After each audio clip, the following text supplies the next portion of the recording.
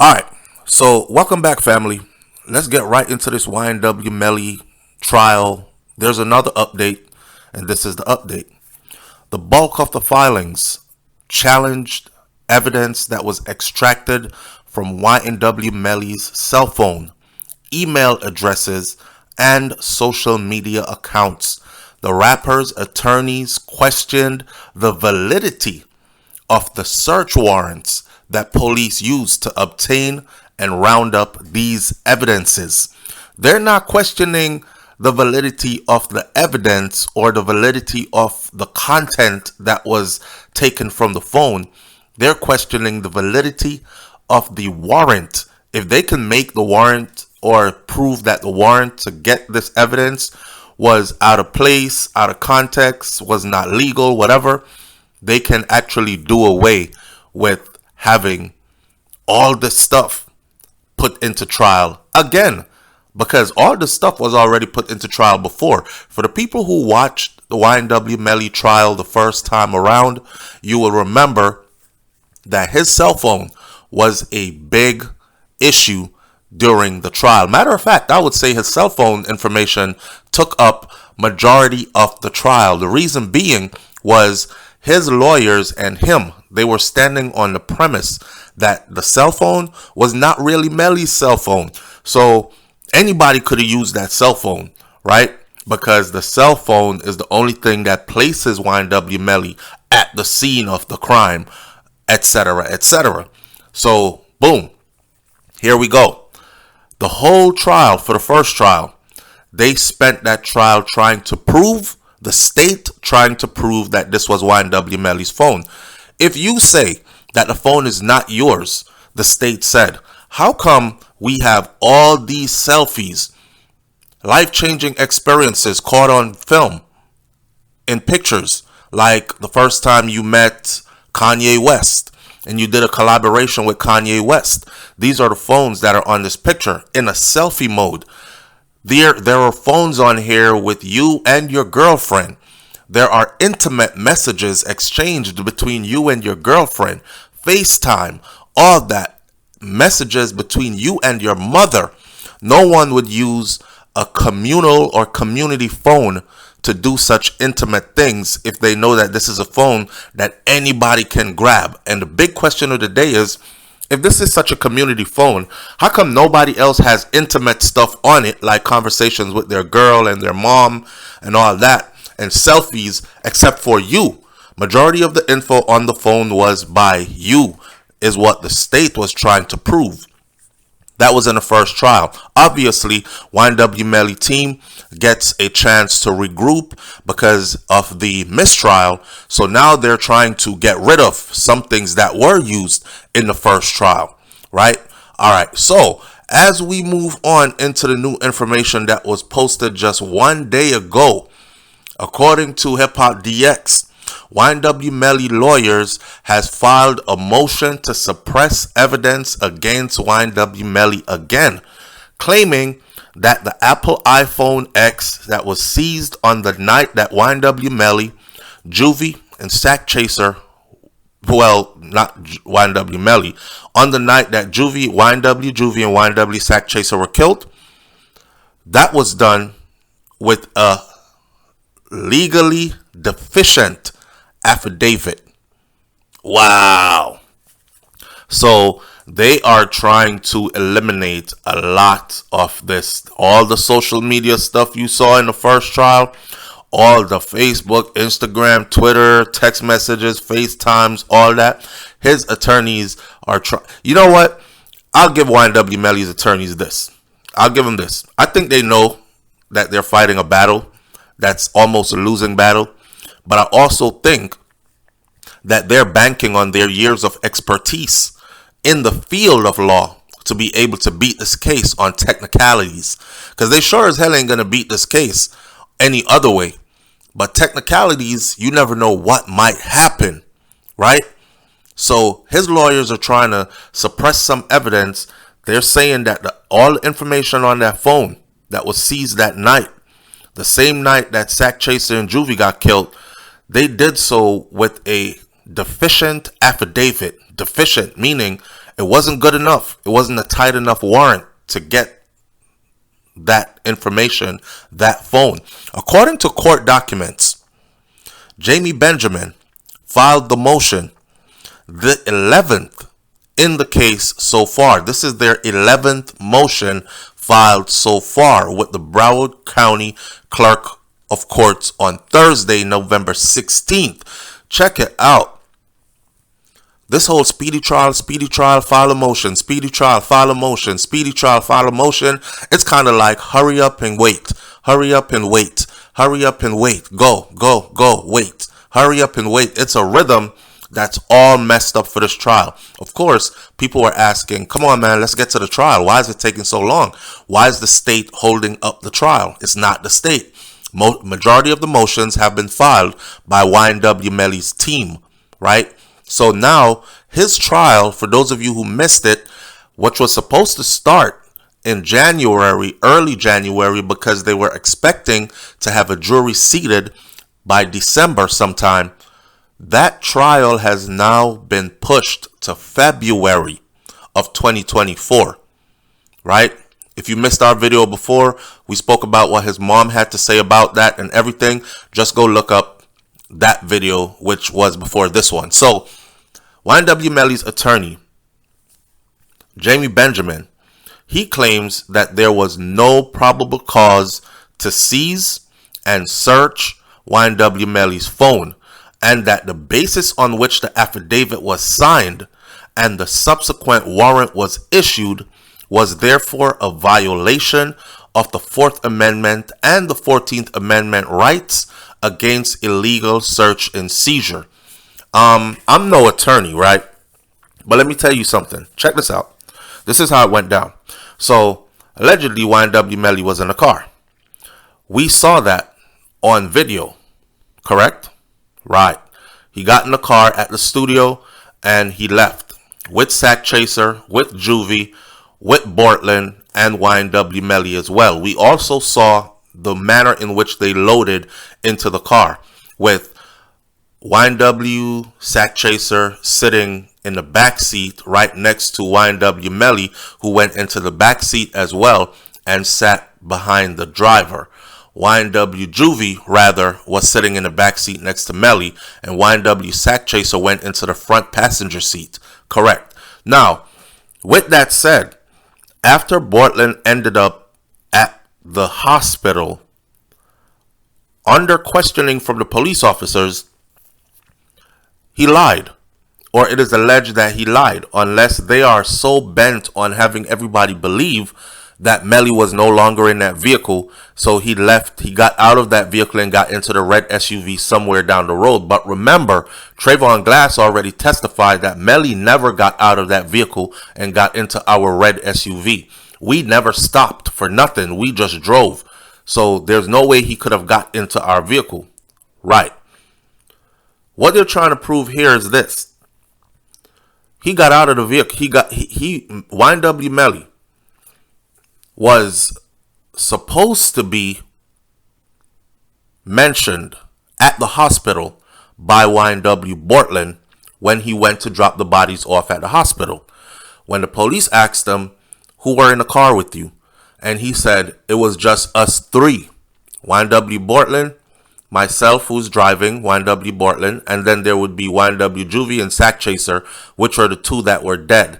He made no mention of YNW Melly being there, which shows there was a plot to cover up. Why would you be hiding that he was in there? And remember, there are other evidence that points to him leaving the vehicle and heading down a certain street while the vehicle changed directions. This information was gotten from cell tower tracking information, right? Which showed everybody's cell phone in one place. And then it showed them separating as the vehicle traveled in a different direction heading to the hospital. This is where YNW Melly calling Fredo Bang, trying to get him to come pick him up, and all that information was derived from. So now they're asking in court, so who was it then that was holding your phone that was calling Fredo Bang to come pick them up? And we have the messages. So you see, it's a tight spot for YNW Melly to be in because they put you there. The only thing he can do after this is deny that he stayed in the vehicle and also deny that the phone was his solely, that the phone was actually a community phone that anybody could have been using. If y'all are slow, you won't see this. Because if YNW Melly goes to court and his team proves that, hey, anybody could have used that phone, what that's going to say about Bortland is that Bortland knows who did it, and he's not saying anything. So Melly would walk free, but Bortland will never ever be able to walk free from this case, right? I'm waiting for the moment when YNW Bortland says, okay, I'm done. Let me tell you guys everything, how it happened, and he starts spilling the beans. If that happens, then this case is going to get flipped on its head. But again, for some reason, I don't think it's going to go down that way. Now, according to this new filing and this new paperwork right here, Jamie Benjamin claims that there was no probable cause to seize and search the phone, but there was a probable cause. They found out after they started doing their research that YNW Melly actually went into the vehicle. So he was there, right? And that's why they started looking for him and trying to seize and search him, his phone, and everything like that. Right.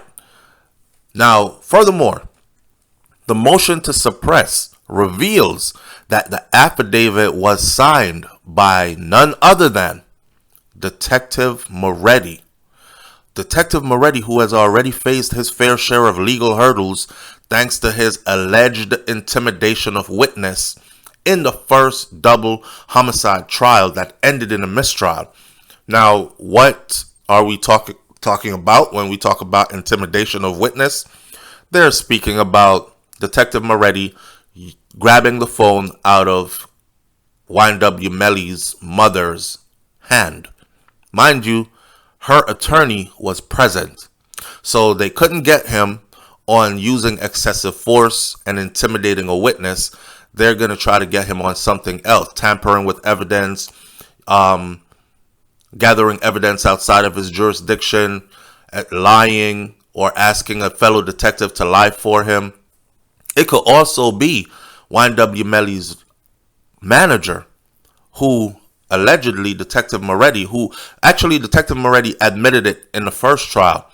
Something along the lines of, if you don't give me that phone, or work with me or something, you could end up deported back to Haiti, and you'll be in prison in Haiti. And you know how the prisons in Haiti are. You want to go through all that? That was seen as a threat. And I remember in the first trial where YNW Melly lawyers said he threatened YNW Melly's manager. He threatened him. This guy has been in the U.S. He is from Haiti, but he has been in the U.S. since he was a small child. And you're threatening him with deportation back to Haiti to be locked up in some dirty, dingy prison under messed up circumstances, blah, blah, blah. That could also be the alleged witness intimidation that they're speaking of. So, with all that said, they've tried so hard to dirty up Detective Moretti's credibility so that it could be used in the actual trial, right? After they've accused him of so many things. What's more, Detective Moretti failed to fill out the paperwork the way he was supposed to, including putting information like weather. Weather. Was it a sunny day? Okay, so including information like whether Detective Moretti had any familiarity with homicide investigations, and failing to indicate what education, training, or experience he had in such investigations. I mean, come on now. He didn't put that on the paperwork. How does that affect what was found on the phone? That's the real question. By him improperly filling out the paperwork, the affidavit, and signing it without putting his education level and his training experience on it, I don't think it violates or makes invalid the information that was found on this phone. Judge John Murphy has yet to rule on this motion. So Judge John Murphy, once again, is tasked with sitting with another motion at home over a glass of scotch, wondering, do I throw all the information out? The whole YNW Melly alleged phone, the same phone that he's trying to say is not his, the same phone that prosecution went through hundreds and hundreds of pictures and messages in the first trial trying to prove that it was his. Do I throw that out with all the social media activities on it? Is this strong enough to get this thrown out? YNW Melly's team, they've been enjoying a series of wins in courts, right? With their most recent coming from last week when the defense team succeeded in having an entire jury panel struck. And they had an entire jury panel struck based on their own mistake, not based on anybody else's mistake. So they got awarded for a mistake, which a lot of people said it wasn't a mistake. It was a strategic move to have that entire jury panel struck, maybe because they saw members of that jury panel who would be potential members for the actual trial, who maybe were giving them the stinky face, weren't receptive to what they were saying, communicating non-verbally, but somebody doesn't have to tell you with words that they don't like you. You can understand by body language, facial expressions, that this person is giving off a kind of energy like they can't stand me, or they don't like me, or they're upset with me for some reason, right?